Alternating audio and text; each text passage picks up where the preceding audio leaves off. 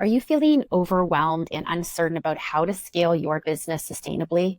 Do you have big dreams for your business, but you're struggling to turn them into reality? Or maybe you're just tired of sacrificing your health, your well being, time with your family, and your own self care all in the pursuit of success. Not only is this not sustainable, but it can lead to increased stress and decreased productivity in the long run. Don't let the chaos of running a business hold you back any longer. Join our 12-month Real Women, Real Business Mastery program and start building the business of your dream with clarity and confidence. If you're ready to achieve six-figure plus revenue growth, rediscover your passion for your business, and say goodbye to overwork, then let's chat. Book a free business planning session at aboutshaunaLynn.com/plan. Check out the link in the show notes.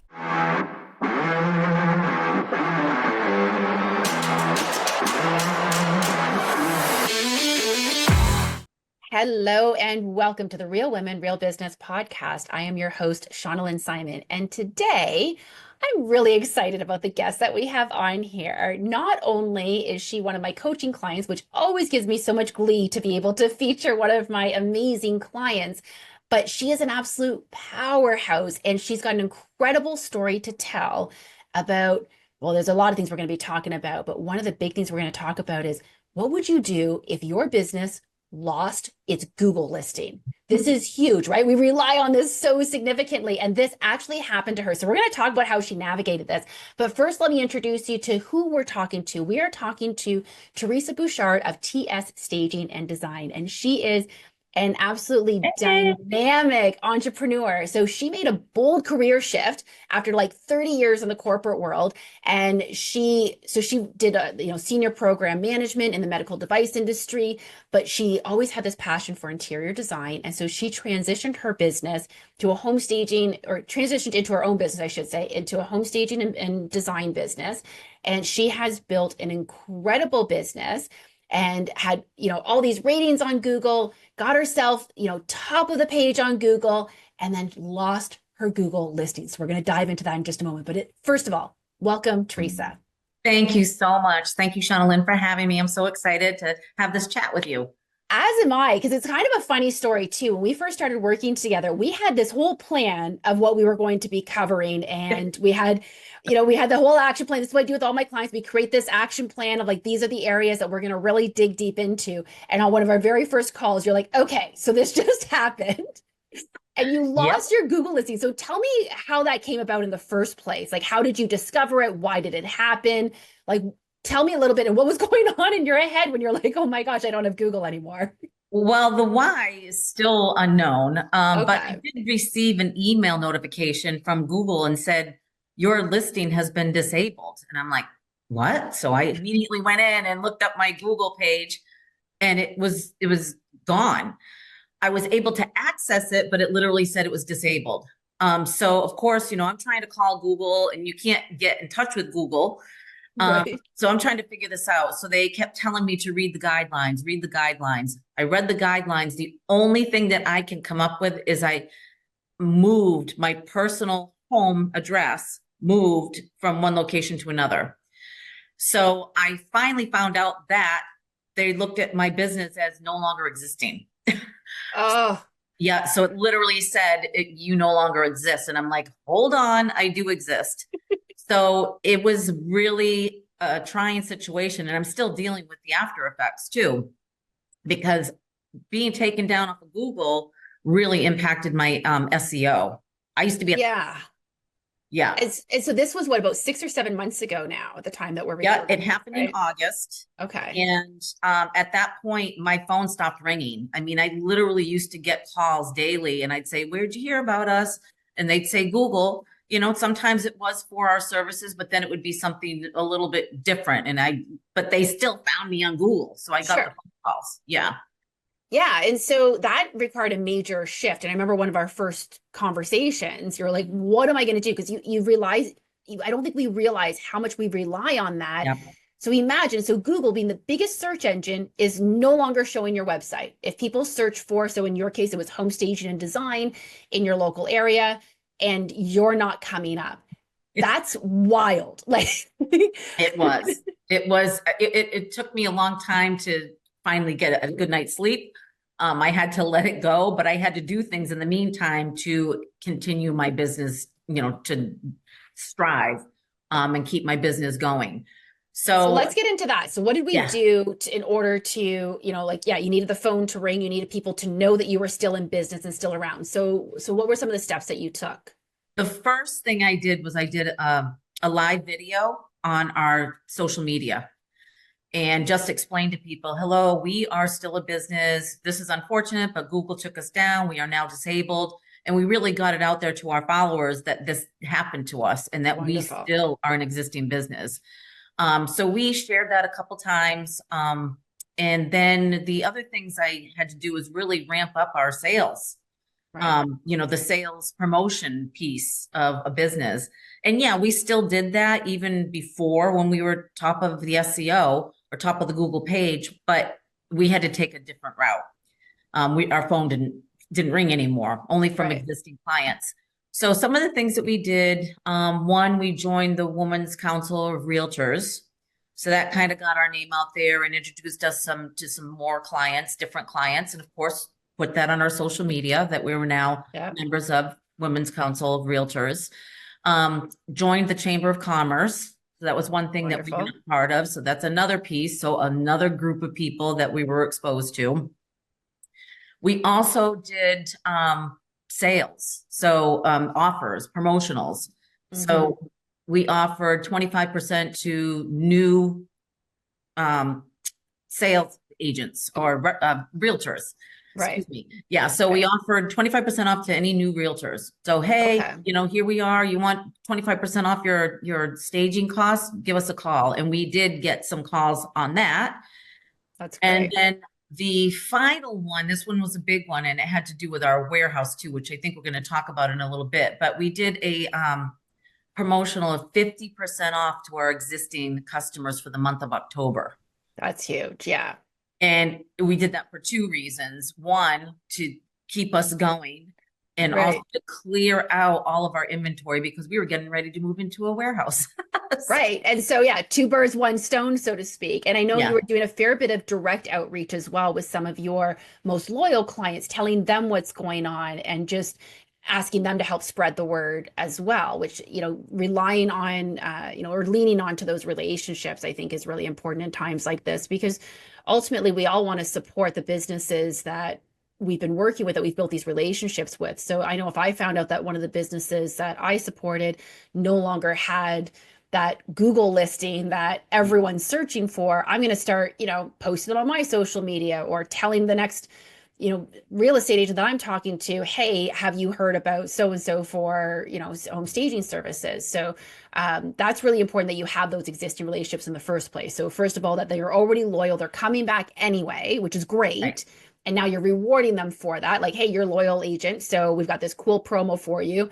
And then at the same time, it's really kind of doing us a favor because, by the way, we have a warehouse move. And so that was actually the original reason that we were starting to work together was you were doing not just a warehouse move. This sounds like a big deal already. Like, yeah, it's a warehouse move. But you actually decided instead of renting a warehouse, you were going to buy a warehouse. And so I can say, I came from the home staging industry, worked for 15 years in the industry. We had a warehouse. I had actually looked at buying a warehouse at one point. Never quite came together for me, but similar to you, I operated out of several storage units before moving into a warehouse, which can be very taxing and trying, of course. So Absolutely. there's absolutely value to moving into the warehouse, but you took it up a level. Like before you even rented a warehouse, you're like, I'm just going to go buy a warehouse instead. Yeah.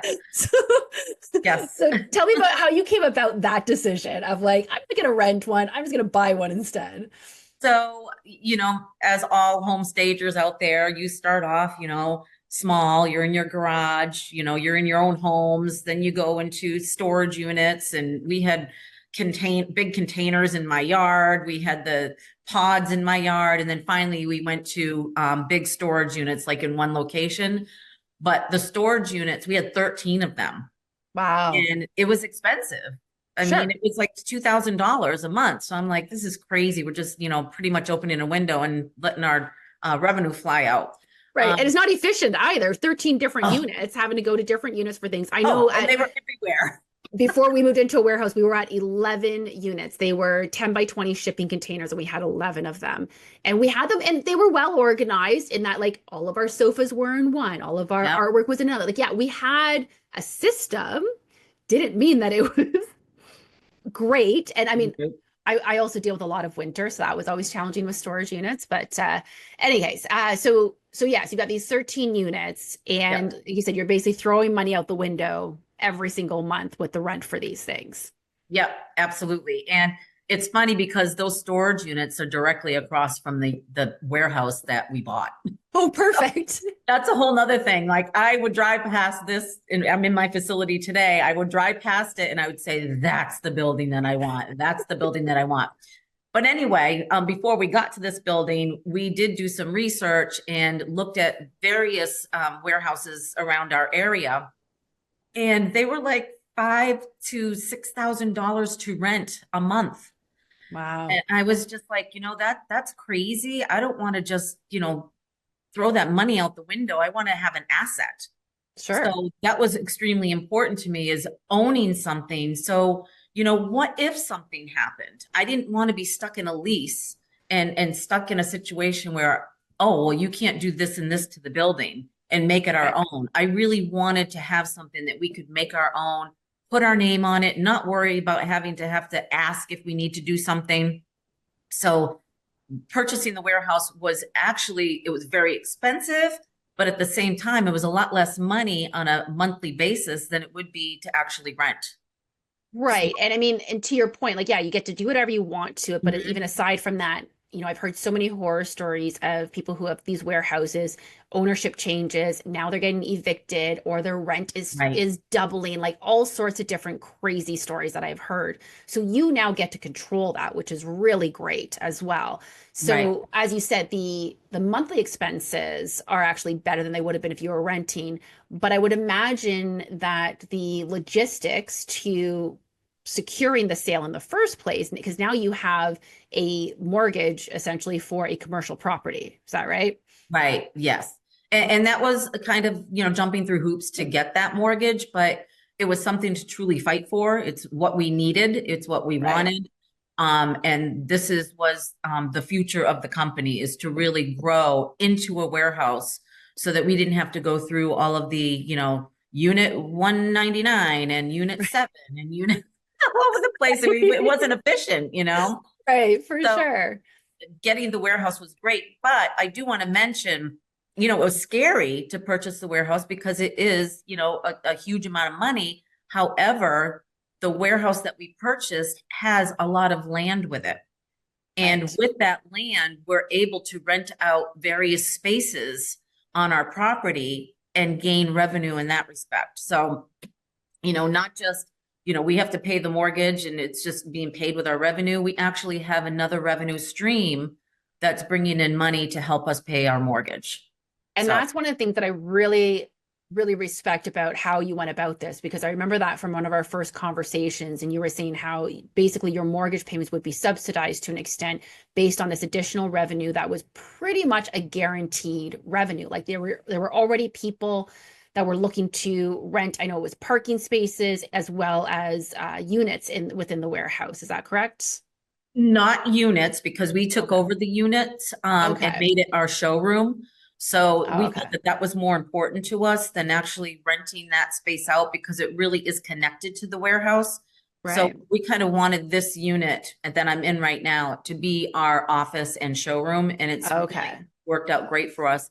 But just alone, I mean, we have probably, space outside for like 10 boats, RVs. I mean, we live in an area that's, near a lake. So there's a lot of that in the area. So Right. it's been really helpful. Right now, we don't have the spaces rented out because it is winter. We live in Maine. Sure. We have a lot of snow. Yeah. But that prospect is definitely something that we're going to be looking into, and it will definitely be filled for the spring and summer season. Well, that's such a great opportunity there, especially because, a parking spot to rent out is fairly low maintenance from your Right. perspective, other than if you are renting it out in the winter time. Of course, as you said, Yeah. I there's was like, no, I don't want to go through all that.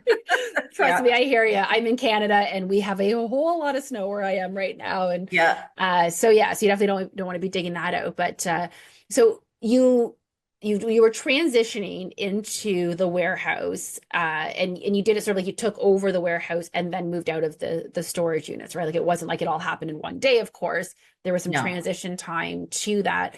So part of your plan for this, though, was clear out as much inventory as possible out of the storage units so that you're moving very little. And if I recall, you had very little to move over when you did it. Like you actually were able to mostly clear out your storage units by renting it out. Is that correct? Yes. Yep. So just having that sale in October really helped us because a lot of our existing clients were like, oh my gosh, this is crazy. Okay, we're going to get Right. our things listed, our homes listed as soon as possible so we can take this offer. And they jumped on it. And our the clients that we work with exclusively, or they work with us exclusively, they were the ones that were like so excited. And boy, did they Oh, get a yeah. deal. But it really helped us. We got the deal too, even though it was only 50% of revenue coming in. It helped us tremendously. So it Oh, was absolutely. a win-win for both sides. Yeah, you're saving on the moving costs. You're getting the items actually out of the way essentially while you're doing the rest of the move. And then on top of that, continuing to build that goodwill with your loyal partner type Right. clients that you need it because you still didn't have Google. And so let's circle back to that a little bit because I know that you eventually did get Google back. You do have it back now, but how many months was it that you were without a Google listing? November, December, January. So 6 months. 6 months. And I Mhm. just, I can't emphasize this enough, but we often talk about, people who have built their businesses on particular platforms, whether it's TikTok or some other social media platform like Facebook or Instagram. And Mhm. then when those platforms change their algorithm, or I mean, with everything that's going on with TikTok, is it going to get shut down? Is it not going to get shut down? Like it Right. causes a lot of uncertainty and a lot of unsettling times. Yep. But we assume that Google's not going to go away. And I Mhm. think that's the biggest thing of like, it just goes to show that we need to sometimes get back to old school marketing style. I can Right. tell you, I started my business back in 2008. And so at that time, yes, I had a website. Yes, we had email. It wasn't quite the dark ages, but I would say we leaned more towards traditional marketing. Social media was brand new at that time, and Mhm. no one was using social media for business. That was just kind of Yeah. an unheard of thing. And so, it was more like taking out ads in the newspaper, for example, or, just the dropping off flyers at different places. But the biggest part of it was just getting out there and networking and getting to know people the good old fashioned way. And, it kind of highlights you've built your business on relationships, despite, yes, you had Google, yes, you've had social media, yes, you've had all these other, obviously, modern technology type of supports along the way, but you've essentially built your business on relationships. I know it's something that you believe so strongly in, Yes.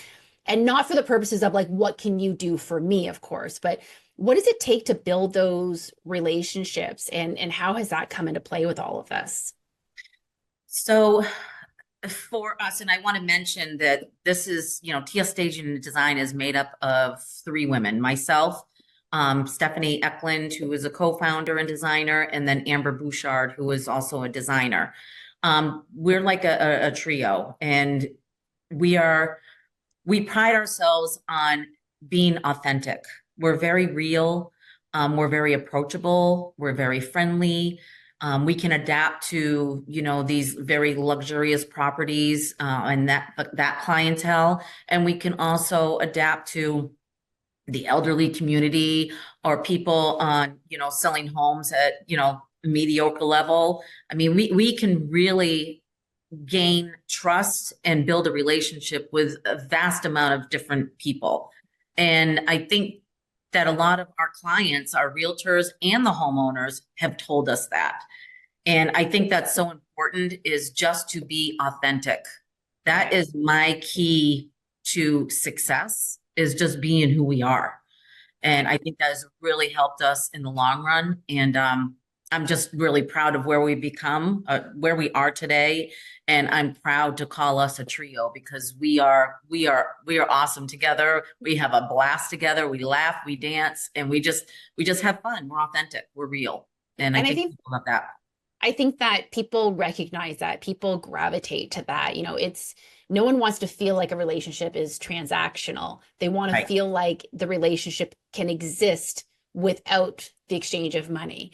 And sure, at the end of the day, you still need money. Don't get me wrong, but it's just if that's your main motivation for meeting someone, you're missing out on so many opportunities. And I know there's probably some people listening to this who are like, I absolutely despise networking. Maybe you're an introvert and it's absolutely Yeah. terrifying to you. So, what's been your experience with, now that you've joined? Because I know you were already building these relationships and you already had these partners and you did a fair bit of networking, but you've just joined a couple of new organizations. What kind of tips do you have for someone who's just getting out there with a new networking type of experience to, get out there? Yeah, yeah, exactly. So I am involved in a few networking groups. One is um, what is it called? It's called TBD Connections. It's a free networking group, and I go there every Friday. It's the same people, but you know what? Those same people talk to so many other people, Right. and it's like a domino effect. And the one thing that I did do, and I do this constantly in any new groups that I attend, I tell them my story about Google. It's amazed. They're like, really? Yes, it's unfortunate, but this is what happened, and we're still feeling the effects of it. Because again, like I said at the beginning of the podcast, we are not at the top anymore. We are our SEO. We're still chugging our way back up to get to the top because we were at the top. And right now, I'm trying to work with my web designer and trying to get those SEO keywords in there to reach where we were before, and it's taking time. It So does take time. Yeah. It's not an yeah, overnight kind of thing. Yeah. yeah. So just going into these different networking groups and really putting ourselves out there to these various groups, it really is helpful. And Good. if I can give any word of advice to people that do any entrepreneurs out there that, you know, any type of social event that is a networking event, go to it. Even Yeah. if you're walking in blind, you don't know anybody there, you know what? You have your business cards, you walk in, hey, I'm Theresa Bouchard from TS Staging and Design. You know anybody that needs a home stager or wants to redo their home? Here we are.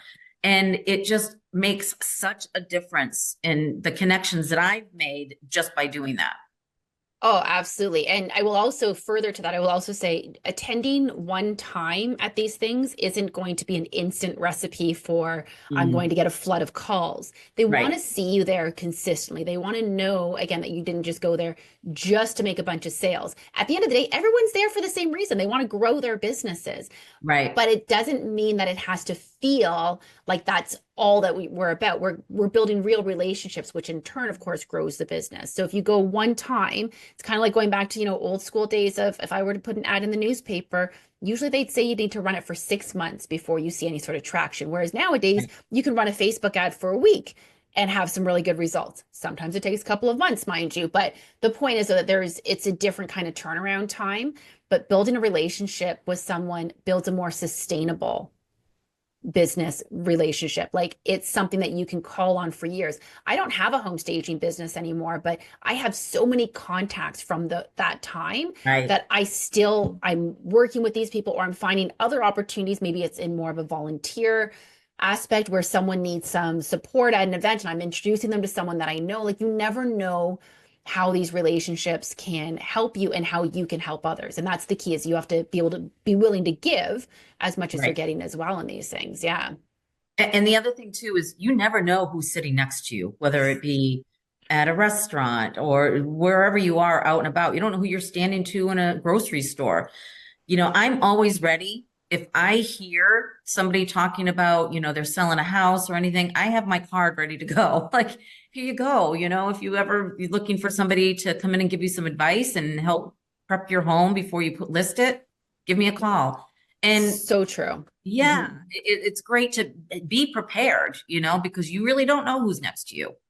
And further to that note, you always want to make sure that you're representing your brand as well. And I had, Anastasia Hay was on the podcast a couple of months ago, and she's a oh, I'm going to get the title wrong, but a fashion empowerment coach, I want to say. Yeah. And she did an amazing job. But she was talking about how even your casual dress days doesn't mean you have to look, I'm going to paraphrase here, but basically like a slob. Like, Right. like it's when you're Yeah. leaving the house, to your point, Theresa, you never know who you're going to run into. And so looking presentable, having your business cards on you. I've heard people say, "Oh, you know what, actually I was out at the store and I saw like one of the biggest agents came in, or this person that I know that I've always wanted to build a relationship with, they came in, but I was kind of running in and out. I didn't look that great. I didn't want to stop them. How unfortunate that you're missing an opportunity potentially to even Right. just have a genuine conversation with someone simply because you don't feel and look at your best. And so always ensuring that, you are prepared for whatever might come. And one of the biggest things is have your business cards on you. Like Right. it amazes me how often people are like, "Oh, I don't have any business cards." Really? Or where, can you see this? Yeah, your logo, The your stage at a time. branded. Yeah, I So, love that too. knowing, you owning a staging company in the past, a lot of times we don't look our best, but you know what? We always have our hat on that says TS, or our vest, Right. and we just got out of the warehouse. We just got done picking all of the inventory and putting it on our truck. So we may not look our best, but we're branded. Right. And I will also say though that not looking your best still doesn't mean you're looking like you don't have a stained shirt, you don't Right. have like ripped Exactly. clothing, like Right. you're still presentable, to be Right. clear. And I know like for me, like my vehicle has always had my company name on it. Same And with me. I drive a super cute Mini Cooper, which also doesn't hurt that like it's white with pink stripes and pink checkered mirrors. So it's Ah, kind of a statement car already. And then you yeah. add on top of that my company. So I get stopped all the time. And then, of course, people are like, oh, so you do home staging? Oh, actually, I'm a real estate agent, or my mom's selling her house, or you never know. So, I Right. mean, that's where, if you don't have Google, there was a time, I'm going to let everybody in on a little secret here. There was a time that Google didn't exist. I know, it's wild. Right. I know. Right. And we become so reliant on it, but the fact of the matter is we don't have any control over it. And to your point, like you can't just pick up the phone and call Google. You actually had to work with a Google partner, and even they couldn't pick up the phone and call Google. It It's a was huge process, and it's an expensive process. I had to pay $500 to work with a Google partner, and that Google partner would have to put in a ticket with Google, and you wait your turn. right. And it's frustrating, not just for me, but it's frustrating for the partners too, because Sure. it's not just an easy process. And I think the reason why this is all happening, because I'm not the only business that this has happened to. I've heard it's happened across the board, across the world. And it really has to do with the algorithms, and AI is now, they just look at something and it systematically shuts you down. It's not a person actually going in and doing it. It's Right. And it almost has to be though, because again, going back to like when I listed my company back in 2008, there were a handful of other websites out there doing the same thing as me. yeah, Now there is like exponentially more. I don't even know exactly how many more, but we're talking trillions. Like this is not a small number of websites that are out there. It's too much for humans to be able to right. handle. And I will also say, I did also reach out to, I happen to have a very close family member who works for Google. And I even reached out to him just to see. And I knew it was a long shot. I'm like, any chance you know anyone in this department? He's like, nope, I got nothing. Even Nothing. if you get a hold of someone who actually, I mean, everyone knows, of course, Google's a pretty massive company, but even if you happen to know someone at Google, still doesn't mean that it does an ounce of good for you, unfortunately. No, So I knew no. that one was a long shot as well, but I Yeah, was like, I oh, appreciate your let's, help. I you appreciate you know, trying. we Yeah, a lot tried. of people tried, but it just didn't. I mean, I'm still working. I had 25 five-star reviews gone. Oh, So that's big for me. I'm still fighting to get them back. I mean, in the meantime, I'm asking people, can you please leave us a review? And a lot of times people just don't, and right. they just don't. They don't have the time. But I've got 14 five-star reviews right now that were just recently built in the past, That's months since we've incredible. been back up. But I really want those other 25 back. Oh, for sure. Yeah. Yeah. And can you see those 25 reviews from your old listing at all? Okay. Because I know one time you were saying you could No. see the listing, but yeah, so you don't even have, it's not like you can even just say to someone, this is what you said previously. If you could just like copy and paste, Right. do that again. But Yeah. oh, No.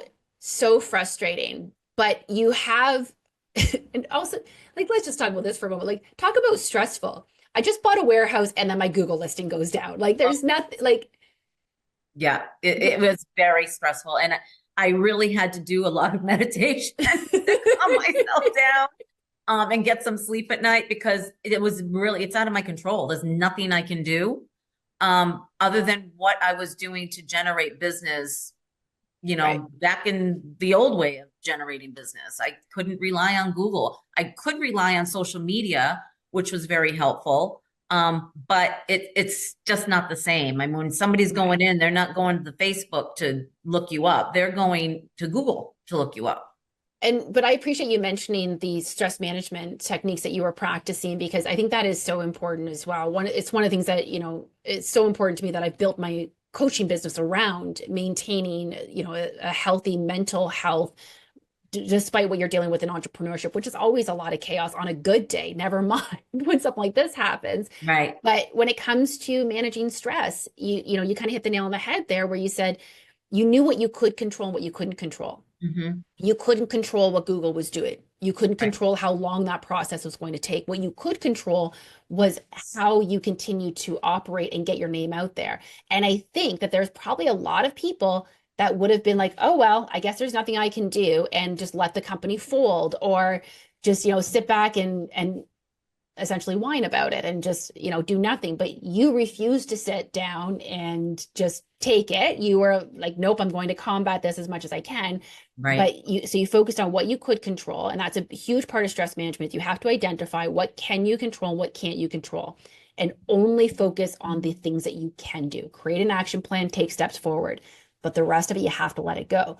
But it's not as easy as just letting it go. That's where things like meditation, for example, come Yep. in, which I know you've always been, a huge advocate for meditation, but you had gotten a bit out of your routine. And I know you got back into it during this Yeah. time, which I think was so important for you. Yeah. Yeah, for sure. And being grateful. I mean, I think and you and I talked about, the gratitude journal before bed at night. And I do it in the morning, and just really focusing on what I'm truly grateful for, I think Right. really helped me and just kind of allowed me to let go what I could not control. It was hard, but I did it, and it allowed me to just continue with promoting my business and doing it in a way that is very different than how our world works today.